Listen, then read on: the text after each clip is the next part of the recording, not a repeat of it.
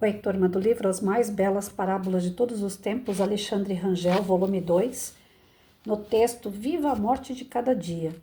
Um jovem aprendiz foi procurar o seu mestre com um grande temor. Ele temia a morte. Chegando ao templo, o aprendiz ajoelhou-se e abriu seu coração. Mestre, sinto envergonhado de dizer, mas tenho muito medo à morte. O que devo fazer? Como posso superar esse medo? O mestre pacientemente ajoelhou-se ao lado do discípulo e disse: Nós estamos acostumados a ligar a palavra morte apenas à ausência de vida. E isso é um erro. Existem outros tipos de morte e nós precisamos morrer todo dia. Todo dia, mestre, eu já tenho medo de morrer uma vez, que dirá todos os dias, interrompeu o assustado aprendiz. A morte nada mais é do que uma passagem, uma transformação. Não existe planta sem a morte da semente, não existe embrião sem a morte do óvulo, do esperma, não existe borboleta sem a morte da lagarta. Isso é óbvio. A morte nada mais é do que o ponto de partida para o início de algo novo. É a fronteira entre o passado e o futuro. Vendo que o semblante do aprendiz tinha dado os primeiros sinais de alegria, o mestre continuou sua explicação.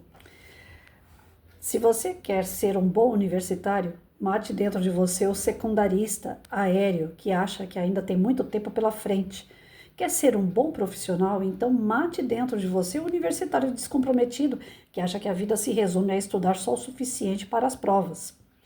Quer ter um bom relacionamento? Então mate dentro de você o jovem inseguro ou ciumento, ou o solteiro solto que pensa poder fazer planos sozinhos, sem ter que dividir espaços, projetos e tempo com mais ninguém. Enfim, todo o processo de evolução exige que matemos o nosso eu passado inferior. E qual o risco de não agirmos assim? Perguntou o jovem. O risco está em tentarmos ser duas pessoas ao mesmo tempo, perdendo o nosso foco, comprometendo nossa produtividade e, por fim, prejudicando o nosso sucesso. Muitas pessoas não evoluem porque ficam se agarrando ao que eram, não se projetam para o que serão ou desejam ser. Elas querem a nova etapa, sem abrir mão da forma como pensavam ou agiam. Acabam se transformando em projetos inacabados, híbridos, adultos infantilizados. Podemos até agir, às vezes, como meninos, de tal forma que não matemos virtudes de criança que também são necessárias a nós, adultos, como brincadeira, sorriso fácil, vitalidade, criatividade, etc. Mas, se quisermos ser adultos, devemos necessariamente matar pensamentos infantis para passarmos a pensar como adultos. Quer ser alguém? Líder, profissional, pai ou mãe, cidadão ou cidadã, amigo ou amiga? Melhor e mais evoluído? Então, o que você precisa matar em si, ainda hoje, para que nasça o ser que você tanto deseja ser. Pense nisso e morra, mas não esqueça de nascer melhor ainda. Que texto maravilhoso, gente. Eu acredito muito nisso. E agora, de uns tempinhos para cá, que está batendo a consciência, né, da minha existência, eu acho que todo mundo um dia teve isso, ou tem sempre. Eu é que demorei para amadurecer, porque o meu lado infantil sempre foi muito maior. Sempre achei que eu pudesse conquistar algo e ficar naquilo. As coisas em volta precisam mudar, mas eu já tinha adquirido um certo conhecimento, né, uma certa bagagem, eu fiquei adulta, então eu já sei tudo, mais ou menos isso. E agora, com 53 anos, eu descobri que eu não sei nada e que eu estou precisando morrer em algumas partes para poder nascer uma nova Patrícia. E é assustador. Primeiro, eu não quero desanimar ninguém, mas que é assustador.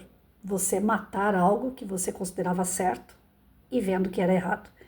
E que partindo desse erro, você agora tem que acertar. Então, a crise de consciência que eu falo é isso, né? E ela não é mãe, ela é madrasta. Ela judia bastante. A crise de consciência, ela judia bastante. Porque você vai cair em si numa série de coisas que estavam estampadas nas suas vistas e que você colocava alguma coisinha na frente e falava assim, isso eu não quero ver não, isso eu não quero saber. Eu nasci assim, eu cresci assim, eu vou morrer assim? Síndrome de Gabriela? Pois é, todos nós temos essa síndrome de Gabriela. E essa síndrome de Gabriela, ela mata a gente, mas de uma forma muito negativa, sem nascer nada de novo. Mata, mata mesmo, né? O ser humano não evolui, o ser humano não cresce, ele não busca algo melhor na sua vida, nem mesmo dentro de si. Então, tem pessoas que falam assim, nossa, a gente não tem que parabenizar pessoas no dia do aniversário, porque nós nascemos para morrer, então todo dia nós estamos morrendo um pouquinho, porque daqui a pouco a gente vai desencarnar, né? Tem pessoas que olham a vida e a morte nesse sentido. Nasci, mas eu vou morrer, e ponto, acabou ali. E não é bem assim, Tá certo que vai cair numa questão de crença também, numa questão religiosa, vai. Mas partindo do princípio que não seja nada religioso, só as nossas atividades ainda aqui, é interessante ver esse ponto de vista, né? De como a gente pode morrer para as coisas que já não estão mais funcionando. A gente pode morrer para um relacionamento abusivo, a gente pode morrer para uma profissão que a gente escolheu e que não está dando certo, e nascer para uma nova profissão, estudar coisas novas. A gente pode morrer num bairro que a gente já não faz mais sentido estar morando ali, então morre naquele bairro e vai nascer num outro bairro. Então, assim, é interessante esse ponto de vista. E até porque a gente tem aquela compreensão, pelo menos isso eu creio que seja unânime, né? Ninguém está aqui para virar para semente. Então, já que nós vamos desencarnar, já que nós vamos morrer, seja de qualquer forma que a pessoa acredita, que a gente desperte do outro lado de uma maneira melhor, né? Todas as religiões sabem que vai chegar o momento que nós vamos, na carne, morrer. E todas sabem que nós vamos para o céu, para o inferno, para o umbral, para um hospital espiritual, a gente vai reatar as amizades, as famílias anteriores, depende de cada crença.